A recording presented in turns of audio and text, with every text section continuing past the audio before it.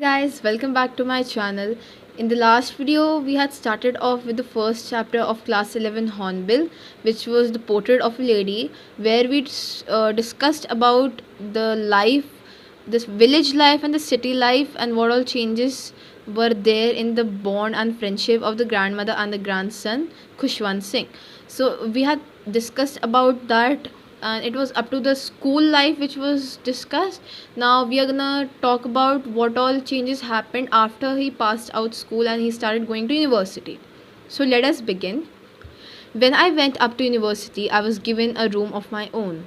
The common link of friendship was snapped.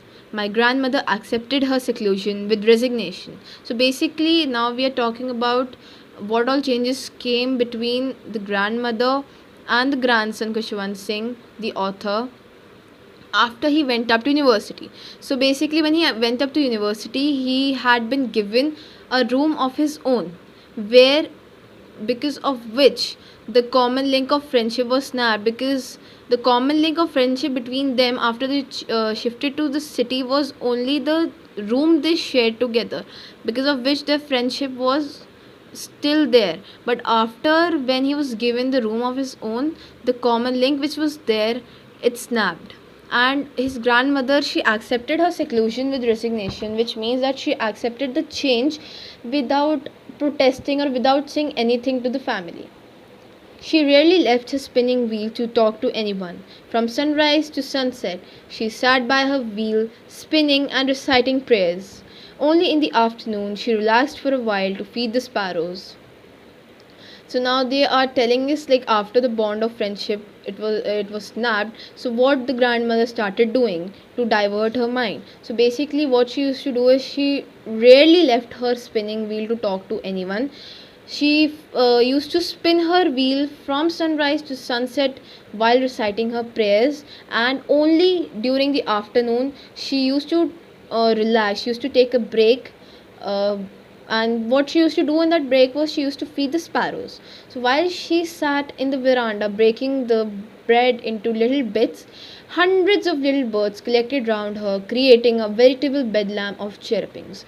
So basically, when she used to sit in the veranda in the afternoon to feed the sparrows, so she used to break the bread into little bits, during which all the sparrows, hundreds of sparrows, used to gather around her, which created a veritable bedlam of chirpings, which means that it created a chaos because of the chirping which used to take place. It was very chaotic when so many birds used to chirp at the same time. So some came and perched on her legs, other on her shoulders. Some even sat on her head. She smiled but never shooed them away. It used to be the happiest half hour of the day for her. So basically, when she used to break the crumbs to feed the sparrows, they used to come. They used to sit on her leg, on her shoulder, on even few of them used to sit on her head. So she used to smile, and she never, shoot them ever. She never used to say that get off me or anything. She used to be very happy. She used to smile, and the time when she used to feed those sparrows in the afternoon were the happiest. It was the happiest half an hour of the day for her. So when I decided to go abroad for further studies, I was sure my grandmother would be upset. I would be away for 5 years, and at her age one could never tell, but my grandmother could. So basically what happened was, now the university part is over. So what happened was, Khushwant Singh, he decided to go abroad for his further studies, and he was sure that his grandmother will be upset about him going abroad, because he would have been away for 5 long years, and because his grandmother was so old, it was very hard to say that she would even be alive when he returns. So it was a part where he thought that his grandmother will be upset about not being able to see him for 5 years, and even that whether she will be able to see him when he comes back or not, because of her age, right? She was not even sentimental. What his grandmother did was, Like, she was okay. She did not show a lot of expressions. She did not even get sentimental or emotional about him leaving.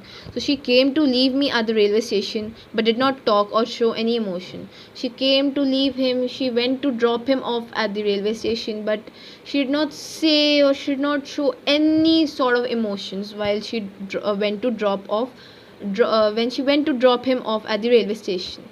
Her lips moved in prayer. Her mind was lost in prayer. Her fingers were busy telling the beads of her rosary. Silently she kissed my forehead, and when I left, I cherished the moist imprint as perhaps the last sign of physical contact between us. So basically, what happened was when she had gone to drop him off at the railway station, when she had gone to drop off Khushwant Singh at the railway station, she kept on reciting her prayers. Her lips kept on moving because she was reciting her prayers, and her mind was occupied, and she was completely lost while she was praying. And her fingers, they were busy telling the beads of her rosary. What she did was, she did not show any emotion. She did not get sentimental. What she did was, she just kissed Khushwant Singh's forehead, and when he left, he cherished the moist imprint. He thought that it would be the last sign of contact, last physical sign of contact between them, and because of that, he started cherishing the moist imprint which was there on his forehead because of the kiss given by his grandmother. But that was not so. After 5 years, I came back home and was met by her at the station. She did not look a day older. She still had no time for words, and while she clasped me in her arms, I could hear her reciting her prayers, even on the first day of my arrival. Her happiest moments were with her sparrows, whom she fed longer and with frivolous rebukes. So basically, what happened was, she like after 5 years, when Khushwant Singh he returned back, he was met by his grandmother at the station because she had come to pick him up, and he tells that she did not look a day older. She kept on looking like she used to look because she was so old that he could not notice any changes in her. She used to look old, and she kept on looking older even when he came back. And what happened was, she still had no time for words. She did not say anything, she did not do anything. What she did was, she kept on reciting her prayers. She was so busy in reciting her prayers, and when she went to clasp Khushwant Singh in her arms, when she went to hug him, Khushwant Singh could hear her reciting her prayers. And even when he arrived back from abroad, the happiest moments he could look at his grandmother enjoying was the time where she fed the sparrows, and she kept on feeding the sparrows longer than before, like she used to feed them. So it was like she loved her grandson, but she did not show emotions, or she did not get sentimental while showing her love to him. The silence, even uh, Kushwant Singh could feel her love even if she did not say anything to him. In the evening, a change came over her. She did not pray. She collected the women of the neighborhood, got an old drum, and started to sing. For several hours she thumped the sagging skins of the dilapidated drum, and sang of the homecoming of warriors. We had to persuade her to stop to avoid overstraining. That was the first time since I had known her that she did not pray. So basically, what happened was, the day when Khushwant Singh arrived back, in the evening, she completely changed. The grandmother completely changed. She did not pray. She collected all the women of the neighborhood. She got an old drum and she started to sing. For several hours, she thumped the sagging skins of the dilapidated drum. Sagging skins of dilapidated drum was like the drum. It was damaged at the, the where you play the drum. This part, the skin part, it was sagging. It was not so good, or it was not so fit for playing. And she kept on singing, and the song she sang was the homecoming of warriors. So basically, it was like she was very happy about her grandson arriving back after 5 long years. So we had they had to persuade her to stop, because if she would continue like that, like she did for several hours, it would become an overstrain for her. So because of which they started persuading her to stop. And that evening, it was the first time that Khushwant Singh had known that she did not pray. The next morning, she was taken ill. It was a mild fever, and the doctor told us that it would go. But my grandmother thought differently. She told us that her end was near. She said that since only a few hours before the close of the last chapter of her life, she had omitted to pray. She was not going to waste any more time talking to us. So basically what happened was, the next morning, after the singing and the singing of the homecoming warriors, the day when Khushwant Singh arrived, the next morning she was taken ill. She had a mild fever, and the doctor told that she would be all right after some time, because the fever would go away eventually. But the grandmother, she thought differently. She thought that she got ill because she omitted to pray, and like she thought that it was the end. She was about to die. That was what she thought. It was the last chapter of her life, and at that time she had omitted to pray. She did not pray, so she thought it was happening because of that, and she thought she would not waste any more time, and she would go and pray. She would start reciting her prayers at that very moment. So she did not talk or she did not do anything. She just went on to pray. We protested, but she ignored our protests. She lay peacefully in bed praying and telling her beads. Even before we could suspect, her lips stopped moving and the rosary fell from her lifeless fingers. A peaceful pallor spread on her face, and we knew that she was dead. So she went to pray instead of taking rest. The family members, they told her to not do that and to take some rest. They protested, but she ignored everything. She went and she laid down peacefully in the bed, and she kept on praying. She started praying. She took her beads of rosary. She was telling her beads, and before the family members could suspect, her lips just stopped moving, and the rosary fell off from her lifeless fingers, which shows that a peaceful pallor, which shows that she was dead. So basically, she laid down on the bed peacefully because her lifeless fingers were there. So it shows that she was dead. A peaceful pallor. So it was like her lips stopped moving. So it was completely peacefully, like she peacefully laid on the bed. And after that, the family members got to know that she was dead. We lifted her off the bed and, as is customary, laid her on the ground and covered her with a red shroud. After a few hours of mourning, we left her alone to make arrangements for her funeral. So what they did was that they lifted her off the bed, as it was like the rituals were there. They laid her onto the ground and they covered her with a red shroud, a red blanket. Okay, so after a few hours, like they were so sad, they kept, like they cried about the death of the grandmother. What they did was they left her alone to make arrangements for her funeral. Funeral is the last rites that are done after a person dies.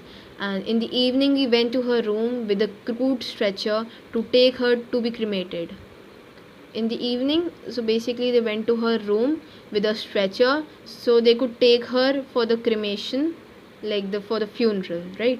The sun was setting and had lit her room and veranda with a blaze of golden light. We stopped right halfway in the courtyard.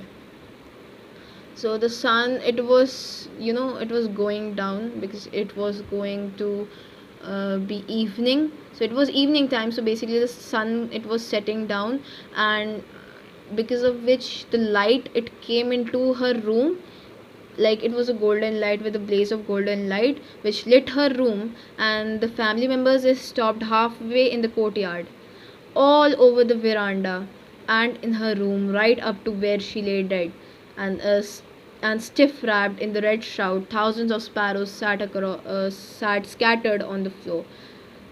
So they why they stopped halfway was because what they noticed was that there were thousands of sparrows which had went into her room and which were there in the which were there in the courtyard into the veranda, and they sat quietly onto the floor around the corpse of the grandmother. There was no chirruping. We felt sorry for the birds, and my mother fetched some bread for them. They did not chirrup, they were completely silent. And the family, they felt sorry for the birds. So, because of which, the mother of Khushwant Singh, she went to fetch some bread for them. She broke it into little crumbs, the way my grandmother used to, and threw it to them. So, mother of Khushwant Singh, she broke the bread into little crumbs like the grandmother used to, and she threw it to the sparrows.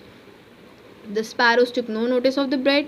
When we carried my grandmother's corpse off, they flew away quietly. Next morning, the sweeper swept the breadcrumbs into the dustbin. So the sparrows, they were all around the corpse of the grandmother, and they did not take any notice of the bread which was given to them by the mother of Khushwant Singh. And when they were carrying off the grandmother's corpse for the cremation, all of the sparrows, they flew away without chirping or without making any noise. And what was that they did not took any notice of the bread, because of which they did not eat the bread. And because of this reason, the sweeper had to sweep the breadcrumbs into the dustbin, because none of the sparrows ate the breadcrumbs, because they were sad about the grandmother's death. It shows how much the sparrows even loved the grandmother, like the grandmother used to love the sparrows. It shows the bond between animals and humans, how deeply animals and humans can connect with each other. So this was the whole chapter, the portrait of a lady, and we are through with this chapter. So till then, take care and bye bye, guys.